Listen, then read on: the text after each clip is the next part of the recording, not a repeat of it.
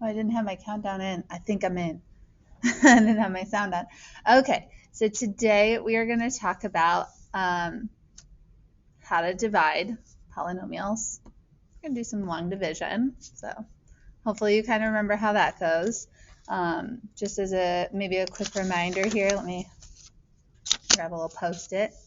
You know, if I'm going to divide something like, I don't know, 8 into 576, I don't know how this is going to go. But the way that I remember thinking about it, and I don't know if your teacher taught you differently, but I look at the 8 and I'm asking myself, does it go into 5?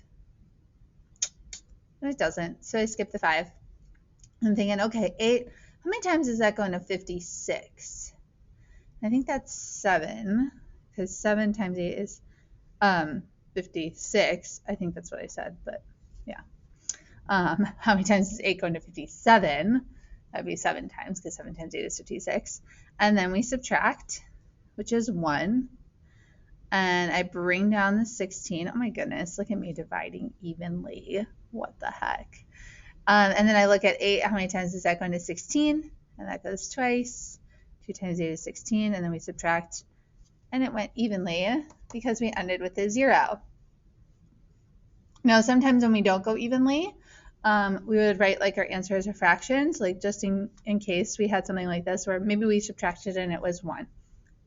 Then my answer is kind of 72 and 1/8.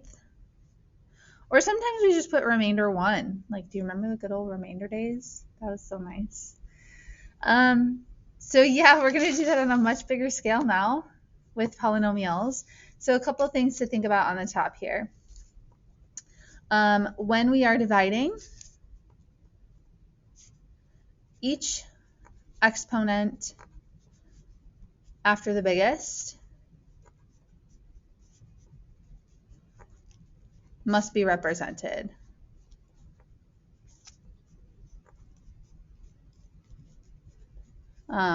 We want placeholders in case exponents are missing. And so, like, you know, if you had x to the third plus x plus 1, you'd want to smush in a little 0x to the second right there so that we'd have a placeholder for the 2 that's missing, okay? So let's just dive right in. If they want me to divide, oh my goodness, look at that. I didn't even plan it. If they want me to divide this into that, we set up our division. The second one goes outside, so x plus 3.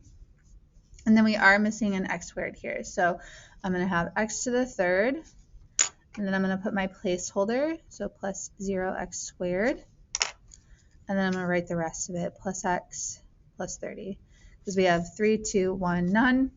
So we just needed that one placeholder.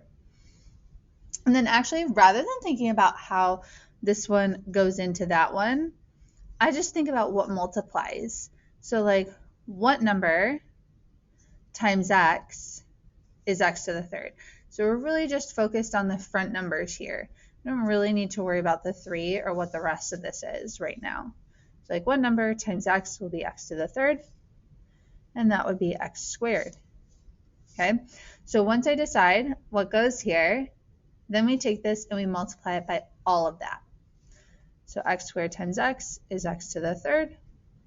X squared times 3 is 3x squared. And again, that's kind of why we want the placeholder, because then I'm lining up like terms. If I didn't put that placeholder there, it would line up with this one, which would be no bueno. Okay. Then if you remember, after I multiplied, I subtracted. So we're going to subtract everything, which that's good. This is 0. And then right here, 0 minus 3x is negative 3x squared. And then we drop it down, so plus x. And then we do it again.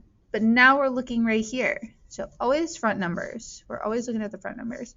And I think what number times x will get me negative 3x squared. And that would be negative 3x. And then we multiply it. So negative 3x times x is negative 3x squared. And then negative 3x times 3 is negative 9x. and then we subtract. So when I subtract now, these negatives are going to turn into positives. You should have wrote a little smaller. That's okay. We only got one more to go. Okay, so right here, that's 0, which is nice. And then right here we have 10x, and then we drop it down, and that is the last number to drop down. So this is the last time we have to think about it. What number times x gets me 10x? And that's just 10. And so 10 times x is 10x, and 10 times 3 is 30. And so, sorry, it's smushed in there. When I subtract, it subtracts to 0. And so this divides evenly, which is so nice. And so kind of depending on how we want our answer, which we're going to talk about in a minute, maybe this is my answer. The quotient is kind of my answer. Quotient is just a fancy word for a division problem's answer. So x squared minus 3x plus 10. For time's sake, I'm going to skip that one for now. And let's talk about that, like what kind of answer we want. Okay, so since we just divided evenly, let's talk about that. So if I divide evenly, so remainder 0, then we might write our answers one of two ways. So either we're going to write it in factored form,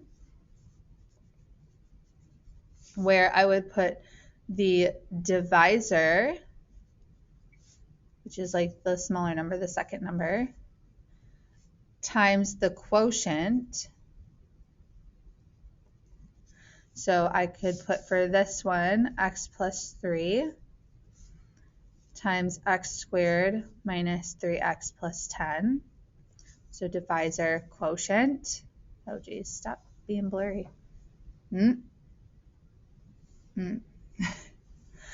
Or we're going to just write the quotient. It just depends. So it depends on what the question asks for. It might say divide and write in factored form, or it might just say divide. If it just says divide, then we just want the answer.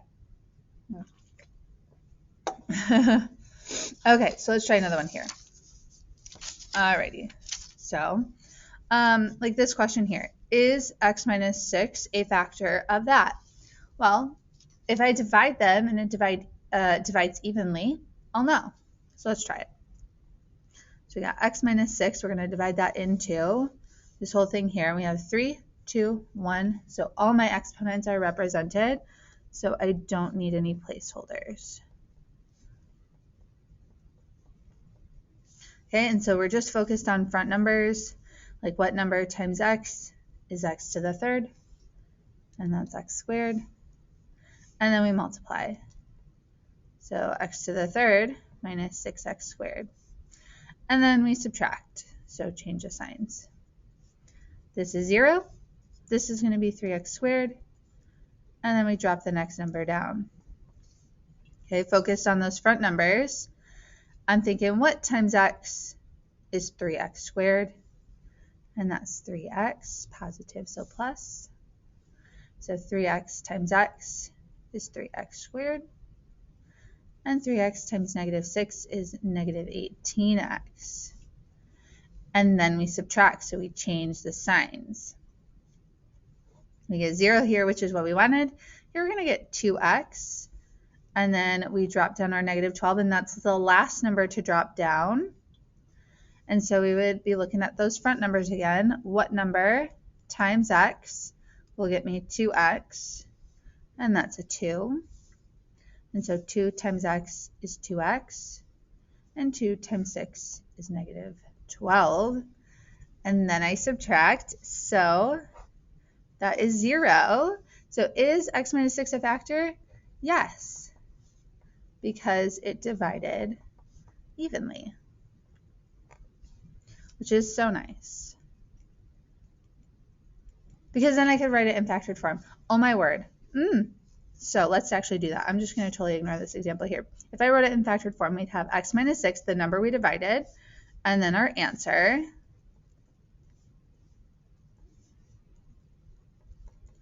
And then right here, I can factor more. So that's a trinomial, and we're thinking 1 multiplies to 2 and adds to 3, and that's 2 and 1. And so then we like fully factored it. And if you think about looking at this one originally, I probably could have done the box. Like it's 4 terms, so I probably could have done the box. Let's just try that for a second. And so we'd have x to the third minus 3x squared minus 16x minus 12. And so these two have an x squared. These two have a negative 4. Here we have an x. Oh, maybe I can't factor this. And here we have a negative 3, because like that multiplies, this does, but that does not. And there's no way I can get a 16 there. So maybe there's just not a good way to factor this. And that's kind of why we had to divide. Did I do something wrong there? I feel like I should factor. I don't know. I don't think so. Weird. I guess we couldn't factor that way. But we were able to find all the factors anyways, so that's super nice. Last but not least, if it doesn't divide evenly, then what? So if it doesn't divide evenly, then we can maybe write our answer one of 2 ways. Either we can write the quotient plus our remainder divided by our divisor.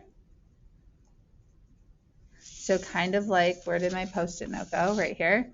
So if my remainder was 1, I put 1 over 8. 8 is my divisor. Or sometimes we can just write quotient and then remainder whatever. But we definitely shouldn't put it in factored form. Do not put in factored form. Because if it didn't go evenly, then we weren't able to like factor it evenly. And so it doesn't really make sense to do that. So let's try one more.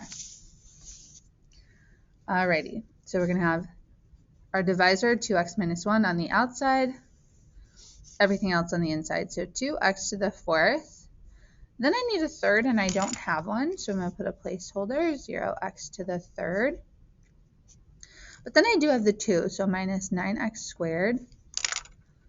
And then I don't have a 1, so plus 0x to the 1st. But then we have a minus 4. So we need all those exponents represented just for placeholder purposes. And then we're focused on front numbers. So what number times 2x will get me 2x to the 4th, which is really just x to the 3rd. And then I want to fully multiply it. So 2x to the 4th, boop, boop, and then minus 1x to the 3rd. And then we subtract, or really change both the signs. Now here we get 0, which is good. Here we get 1x to the 3rd plus 0, which is just 1x to the 3rd. And then we drop it down. So then front numbers, we're thinking what number times 2x will get me 1x to the 3rd? Oh my word, really? Oof. I feel like we're going to need a half. Okay. Half of 2 will get me 1. And then I need 2 more x's, so x squared. Ah! Okay, so half times 2 is 1x to the 3rd. And then half of 1, oh my word, is just 1. Or I'm sorry, it's just half. So then we subtract or change the signs. Here we get 0. Negative 9 plus half is going to be negative 8.5 x squared. And then we drop this down for 0x. Oof. Then we're going to have to think what number times 2x is going to give me negative 8.5. Well, 16 would get me, so 17, right? No. 4 and a fourth? Yeah. 4 times that will get me 8. And then a fourth will get me a half. Okay. 4 and a fourth. I was thinking totally backwards. And then I need another x. So 4 times 2 will get me 8. And then 2 times a fourth will get me half. There we go. Oh, this is negative. So I actually need it to be negative, not plus. There we go. X squared. And then we get negative 4 and 1/4. Oh my goodness, what a mess. E. So then we subtract down here, which really just means change your signs so that we get 0. And then we have 4 and a fourth x. And we bring down our minus 4, which is our last bring it down. Thank goodness. And so now I think what number times 2 will get me 4 and a fourth. And I think that's going to be 2 and then an eighth. Yeah, because then 2 over 8 will be a fourth. Oh my goodness. And I don't need another x. Thank goodness. So 2 times 4 is a 4. An eighth times 2 is 2 over 8, so 1/4. Oh my word. I promise they won't be this bad on your homework. And then 2 times negative 1 is going to be negative 2 and 1/8. We subtract or change the signs, which definitely means we're going to have a remainder here. And so kind of my final answer, if we just want the quotient plus remainder, we'd have x to the third plus half x squared minus 4 and 1/4 x plus 2 and 1/8 plus my remainder, which is going to be this negative 4 plus 2 and 1/8, which is going to be 1 and 7/8.